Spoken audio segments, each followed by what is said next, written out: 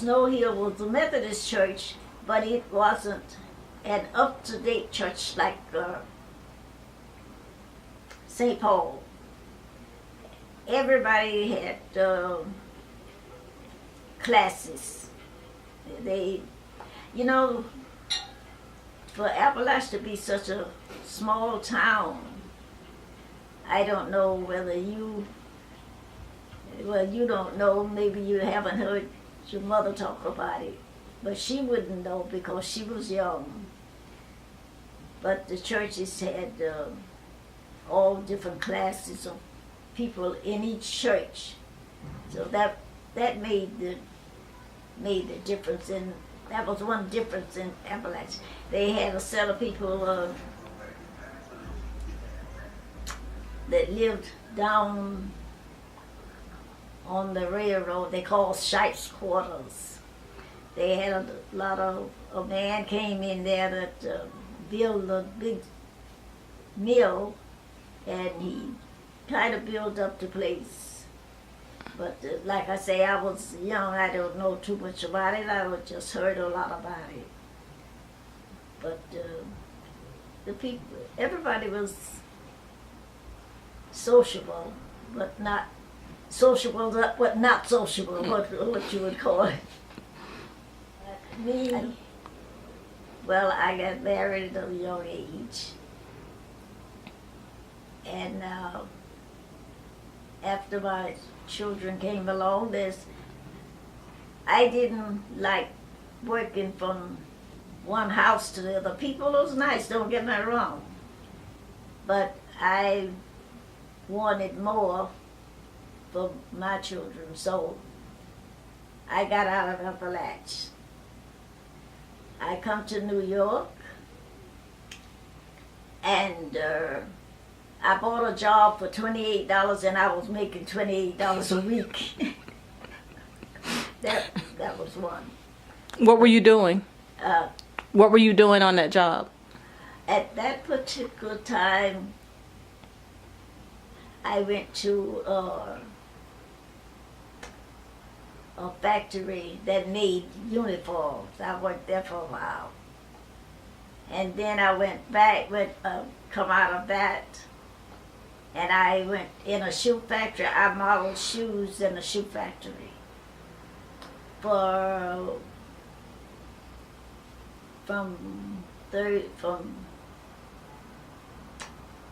over 30 years that I was working as a model shoe factory.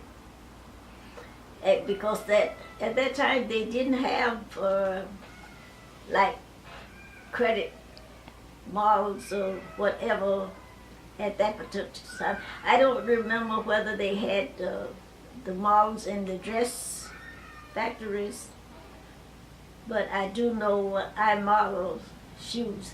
And another thing too, we buy shoes from this big store and that big store. We made shoes for all the stores, but the only difference was they put labels in the different labels, but they come from the same store, the same shoe factory. You know, like people say, I don't buy shoes from such and such, but that shoe come from the same factory. So people don't believe that. Well, that was a good time. I used to have, we never called it rent party. I never called it rent party, but it was. I used to have poker games. I used to have big time poker games.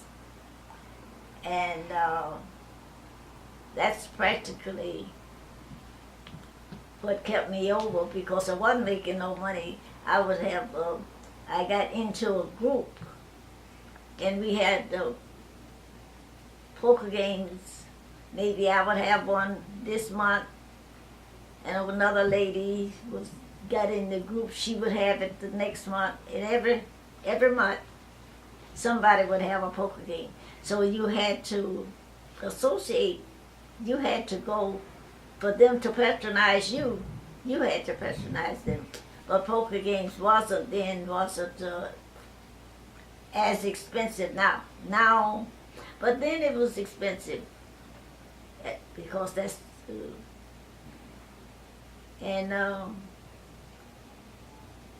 at that time when I would have poker games, I would start a Christmas club.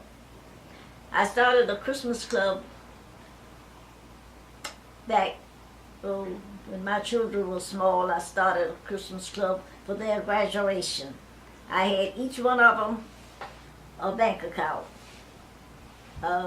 Because years ago they used to come around from banks to factories or wherever you was working, and you could open up a bank account with $2 or $10.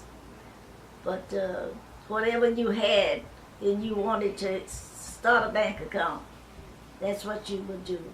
And that's how I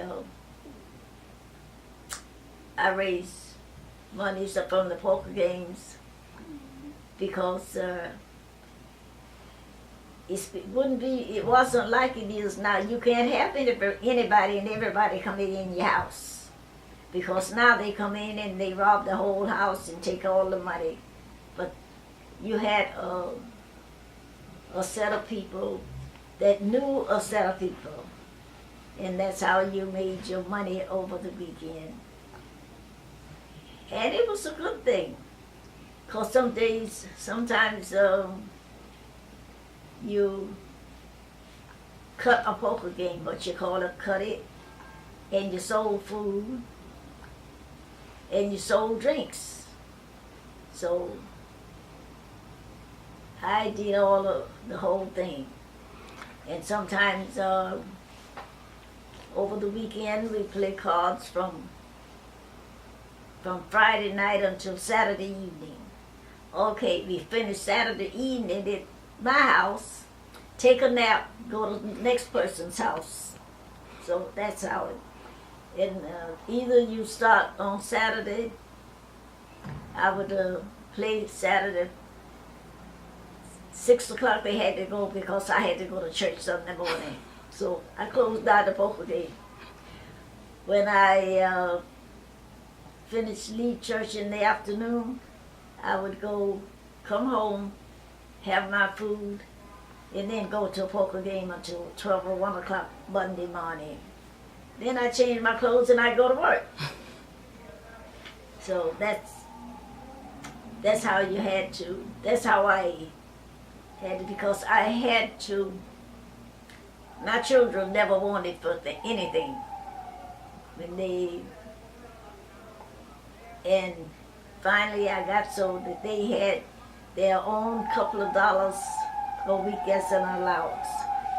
If they had something in the school was going on, they had some money to be with me. Because there were some children in their classes, their parents had good big jobs, made more money. So I couldn't let my children go any old kind of way. They had to have clothes. And some weekends I would make good money playing for poker, more than paying the rent, because I wasn't paying for $32 or something for the rent. So that's how I practically survived. It wasn't easy. I can't tell nobody it was easy, but I made a good living, because at one time I was doing 2 jobs. I would go to the factory, the shoe factory. I would get off at 5 o'clock, and then I would do cleaning offices that night. So, and I worked a lot of different jobs to make ends meet for my children to have, but so they didn't have to go without, but I had to work hard for it. Oh, whenever I was going to an affair, a dance, I would make a gown. I would go, because I couldn't afford to buy gowns. So I'd go stop, uh, coming from work, I had to pass a material store. I would go there and buy material, remnants or whatever I saw I liked, and I would make the gown to wear for the fair, wherever, and I would take the material and take it to the factory and make the shoes to match my dress, and I would make the bag to make my evening gown. That's any time that I wanted to make a pair of shoes, I just take the material into the factory and give it to one of the cutters. They cut it and you run it down the line from one worker to the next one until they got my shoes made. If I took it there on Monday and wanted it for Friday, it was done on Friday. Mm-hmm. It was finished. Mm-hmm. And I had most evening gowns I had a pair of shoes to match it. Mm-hmm. And I didn't have to buy them, which was a good thing. Mm-hmm. And when my children were small, we made children's shoes. Mm-hmm. When my children were small, I would go in and tell the boss that I wanted a couple of pair of shoes for this one size, such and such thing, for this one size. I got the shoes, I sent them to my children. I tell you one thing, I got gun stuck in my head twice. Twice. One guy came in behind me because I was coming home one night, and I heard the guy come up behind me just like that, and I thought it was one of the young boys that lived in the building. When I looked, the guy was up on me with a gun. Okay, that was one time. I'm trying to think. The lady across from me was like the two doors.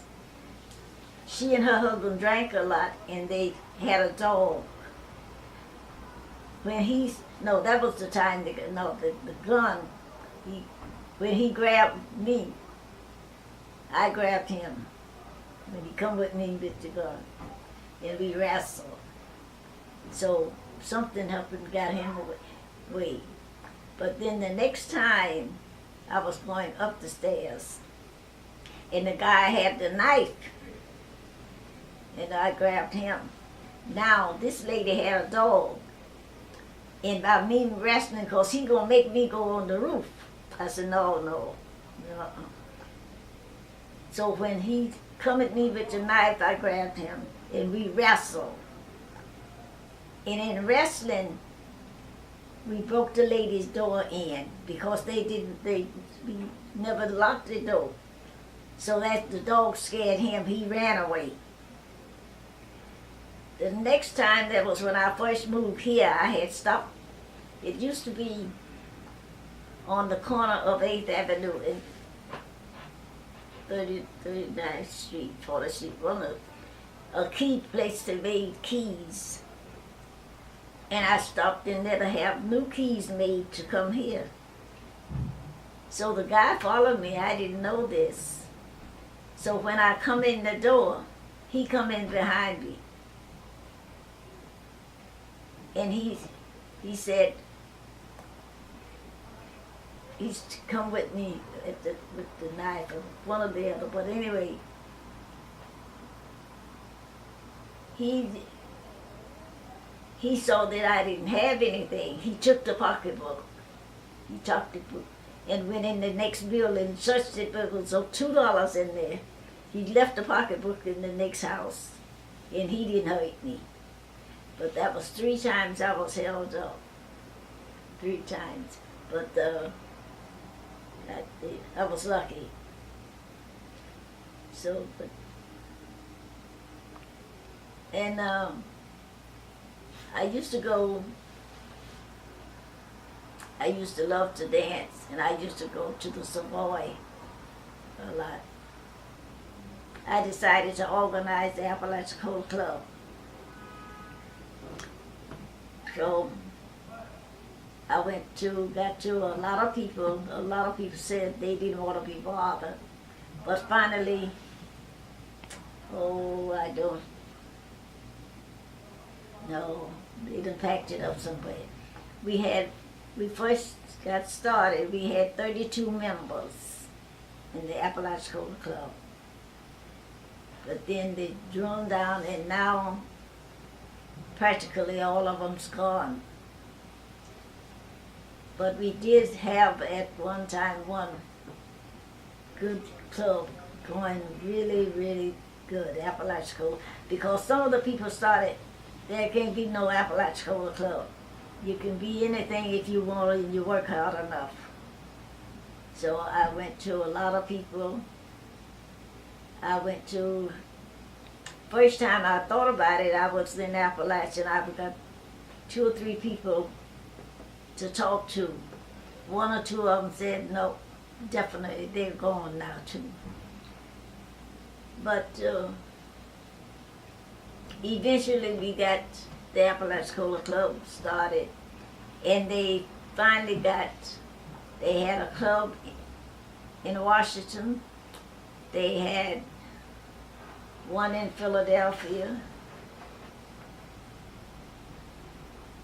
and they had someplace else, in Jersey. They had 3 real good Apalachicola clubs going at one. I guess you might have heard of it or remember it at one time. So that was a good thing that we got. But we had clubs going every month. We had a club meeting, and some member from Appalachia. We even had people living in Long Island. We had I'm trying to think where Bob and Freddie lived, but in different places. Do you remember some of the members? Can you name some of the members? Okay. Let's see. Mommy Gerald's mom. One guy, Cap Stephen, they called him from home. He and his wife. Chicken, you could call him Chicken, Robert Sutton. Cogene Armstead and her son. Cogene.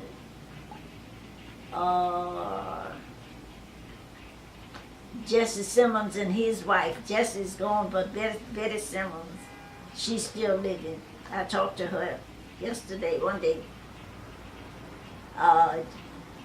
Jimmy Lee Richardson, he and his wife.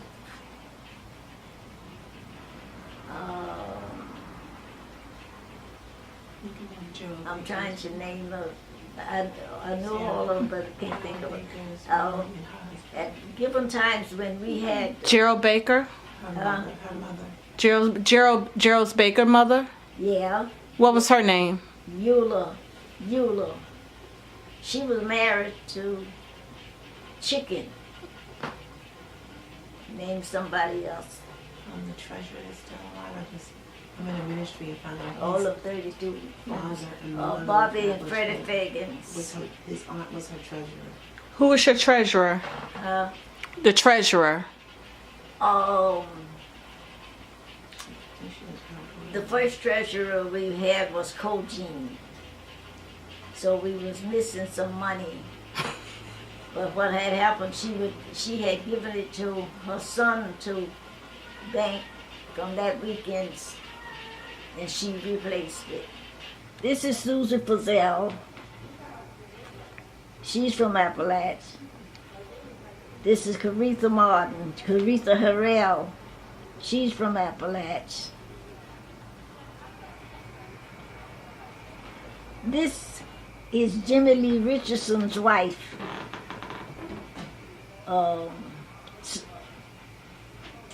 Can't think of her name.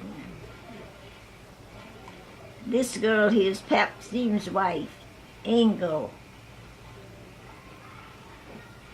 This girl here's name is Joanne. That was Jimmy Lee passed. But she lives in Georgia with her daughter now. Yeah. That's another story. Mm-hmm. I'm trying to think certain things. Yeah, then this the lady wanted me to be her companion, but she wanted to travel the world, and my children was here. That was when my children was in school. Mm-hmm. Now, see, And I also, would, I'm sorry. And you also told me, no, you told Nasia you had the opportunity to, or you wanted to be a movie star? yeah. What I happened? can't remember all of this. I've been through a whole lot of stuff. I'm trying to think what else. And half of it. Oh, one of my favorite stories you told me on the phone was when you went to visit Grandpa Roller in California, and he told you, and he asked you, do you know what they call me here in here? And you said, no, what? And you said that he told you they call him the Razor's Edge, I think it was. And you said, well, they call me the whole blade, because I remember laughing.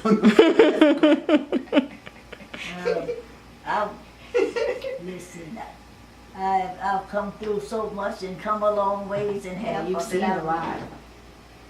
You've seen a lot.